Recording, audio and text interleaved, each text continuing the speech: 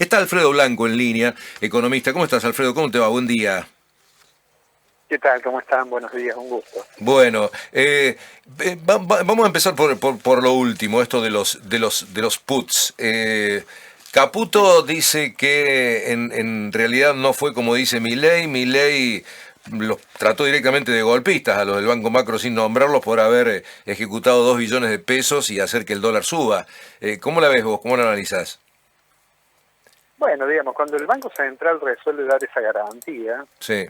para decirlo, digamos, muy sencillo, es colocar un bono que le doy garantía que cuando quiera yo se lo compro. Ujú. O sea, que se quede tranquilo, que no tiene problemas de inmovilización, no tiene problemas, digamos, para hacer que los bancos tomaran eso. Bueno, en realidad la estrategia del gobierno es, entre otras cosas, tratar de terminar con esos bonos que tienen esa cláusula, de manera tal que el hecho de que un banco los ejecute va en línea con lo que el gobierno debería querer. Lo que sucede es que cuando ese nivel de realización del título es importante, como fue el caso de ese día, bueno, eso genera cierta, digamos, inestabilidades, pero lo que tiene que hacer, en realidad lo que tuvo que hacer el Banco Central fue esterilizar por otra vía la cantidad de dinero que tenía que colocar para, digamos, cumplir con esa cláusula, ¿no es cierto? Claro. Son cuestiones diría yo, en lo monetario, toda la estrategia del gobierno que pasa por decir, bueno, vamos a mejorar la hoja del Banco Central, vamos a tratar de terminar con los pasivos remunerados, vamos a colocar otra letra para que vaya al tesoro, todo eso forma parte de los instrumentos que tiene el gobierno para tratar de mantener el programa que está ejecutando y que hasta ahora claramente tiene en lo referido a la tasa de inflación, no se le puede negar que ha tenido un efecto positivo, y sobre la economía real ha tenido el efecto que todos sabemos que iba a tener, que era Negativo. generar una fuerte contracción, digamos. Mm. Claro, Ujú. claramente la economía está en una fase de contracción.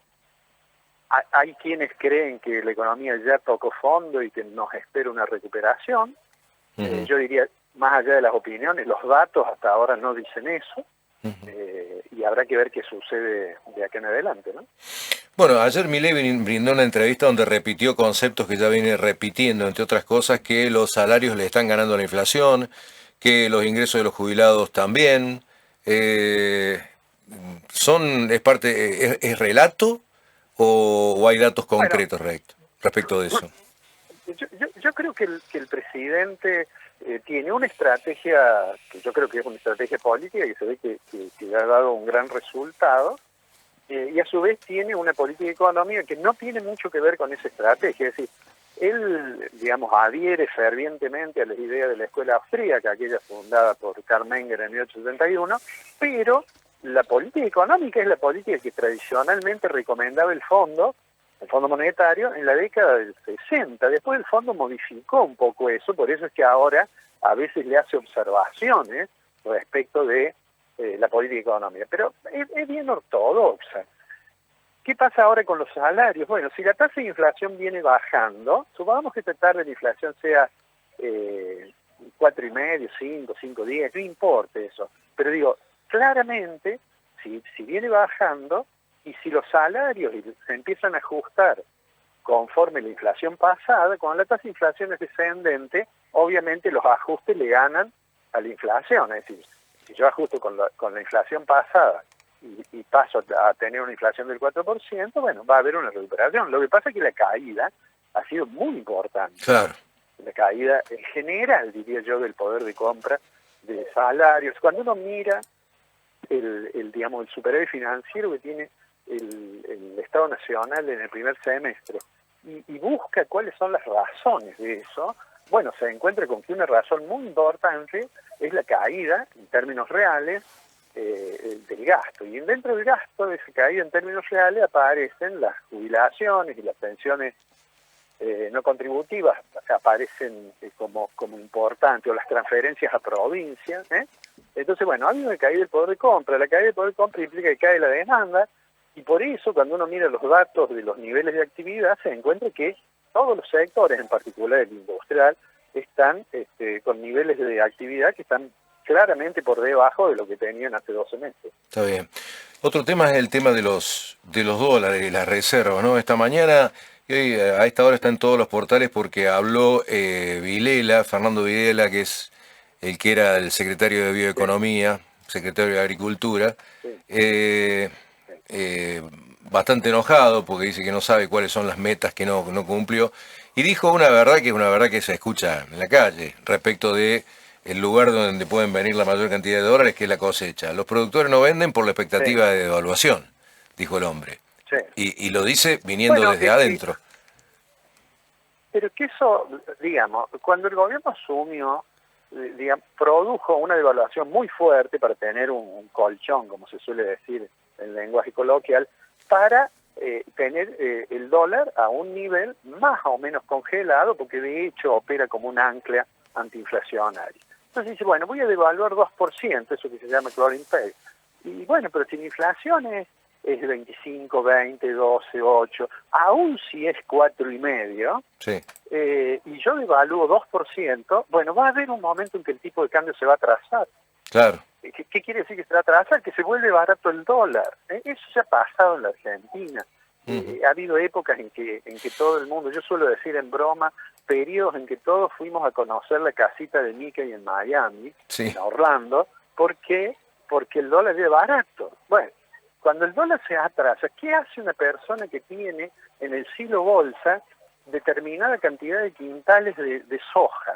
ujú, Dice, bueno, si yo lo vendo, me dan los pesos de acuerdo al valor del dólar de hoy, y bueno, y la tasa de interés es negativa, entonces, ¿qué hago con eso? Entonces, lo lógico es que esta persona diga, voy a tratar de ir vendiendo a medida que necesito. mm, Y bueno, y eso hace que entonces termine siendo que la liquidación no es la que se espera. claro, Si a eso uno le suma, digamos, que Argentina, que el gobierno tomó, digamos, el gobierno con un nivel de reservas que, como dicen algunos, eran negativas, por decir que estaba computándose y se estaba usando reservas de los encajes del sistema financiero en ujú, el Banco Central. Digo, eh, por más que ha comprado, ¿no es cierto? Bueno, últimamente le ha costado más trabajo comprar. Y sí, además entramos en un semestre en que le va a costar más trabajo todavía comprar, porque bueno, el periodo más fuerte de las exportaciones, sobre todo el complejo sojero, son en el primer semestre, claro, es el en primer semestre. particular, claro, exactamente. Entonces, bueno, y esa historia los argentinos la conocen, digamos, ¿eh? Entonces dicen, bueno, si esto se mantiene, van a empezar a crecer las expectativas de decir, no, esto no aguanta. El ministro no tiene otra opción que salir a decir, no vamos a devaluar. Claro. Porque, por supuesto, si el ministro dijera, me parece que vamos a tener que devaluar, no le dejan, digamos, no queda un dólar en el mercado porque todo el mundo sale a comprar. Claro, obviamente. Otro tema que es el tema de el ahorro y la posibilidad de que las tasas pasen a ser positivas. ¿Cómo sería eso? Sí. Ya que venís explicando en términos sencillos. Yo creo, ¿Cómo se yo daría? creo que el gobierno va a tener en algún momento. ¿Por qué tiene que en algún momento tener tasa positiva, más allá de la recomendación del Fondo Monetario? Porque si la tasa no es positiva, lo más probable es que una restricción que hay para levantar el cepo, la restricción a la compra de moneda extranjera, es el hecho de que la tasa es negativa. Si la tasa es negativa, entonces cualquier persona dice, si yo tengo la opción de poner un plazo fijo, que en realidad me va a dar menos que la inflación, bueno, me voy a comprar dólares. Claro. ¿Por qué? Porque, bueno, además la gente tiene la idea que el dólar siempre gana, Sí, sí, sí. cosa que no es cierta, pero siempre tiene la expectativa porque ha habido tantas historias de atraso cambiario con devaluación brusca después que, entonces, digo, en algún momento el gobierno puede decir, no, mira, la tasa de inflación llega, supongamos, al 3%, por decir un número, Sí, ¿cierto? Y nos está costando bajar de ahí. Che, sacamos el cepo, no podemos. ¿Por qué no podemos? Primero porque no tenemos reserva, o sea que hay que ver qué se hace con eso. Segundo, porque si levantamos todas las restricciones, todos los ciudadanos que puedan, digamos, por supuesto que no son todos los argentinos, van a tratar de dolarizar su portafolio. ¿Por claro. qué? Porque la tasa de interés es negativa. Entonces, y ahí entonces, ya, sobre que no tengo reserva, se me va a complicar más aún. Y puedo, si libero en esas condiciones el tipo de cambio, probablemente tenga un salto cambiario que me lleve a perder el objetivo antiinflacionario porque me empuje esos precios hacia arriba. Claro, entonces tiene que ir a una tasa positiva.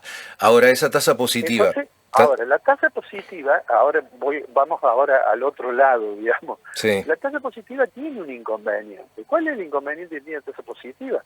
Que en general no ayuda a la recuperación económica. Claro, ¿no?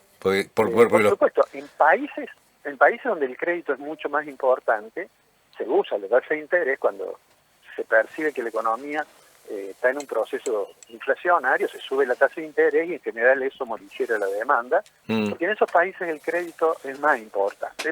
Ese es el caso típico de la Reserva Federal de los Estados Unidos. Claro. Pero acá, bueno, digamos, siempre, creo yo, hay que tener presente que la economía, el sistema económico es bien complejo, entonces cuando uno escucha recetas más o menos sencillas, y tiene que sospechar de que hay algo que no se está teniendo en cuenta. Está bien. Claro, porque la tasa positiva significa que vos depositas un plazo fijo y está por encima y te va a dar más de lo que en principio va a ser la inflación. Claro, pero no me voy al dólar. Claro. Pero la contrapartida de eso es que no voy a aumentar mi demanda de bienes tampoco. Claro, porque la tasa, porque los créditos se vuelven más caros también. Es decir, porque el banco para darte a vos una tasa positiva tiene que aumentar el valor de lo que cobra. Seguramente, claro. ¿A partir de qué mes tenemos que empezar a preocuparnos si se da esto que en algún momento se anunció de, bueno, la inflación no va a bajar más por la retracción de consumo? El mes pasado dio 4,2, este mes se supone que va a dar 5%, es decir, ya se frena esa caída brusca que venía teniendo los meses anteriores. ¿Es para preocuparse o todavía no? No, yo creo que el gobierno tiene todavía instrumentos para seguir ese objetivo, seguir, digamos, con posibilidades de lograr reducciones de la tasa de inflación. Lo que pasa es que lo que no tiene, obviamente, lo que no está claro, es que lo que ocurre con la economía real. Yo miro los números del estimador mensual de la actividad económica, el EMAE, o miro los números del el índice de producción industrial manufacturero y veo que, bueno, la economía está todavía, y digo todavía, suponiendo que en algún momento pueda salir en una situación de recesión fuerte. Claro. Alfredo, gracias por la claridad de los conceptos, No, gracias a ustedes. Un abrazo grande. Ahí estaba Alfredo Blanco con 4 o 5 conceptos que son realmente muy, pero muy interesantes. Dicho sea de paso, ya han abierto los mercados y el dólar arrancó arriba.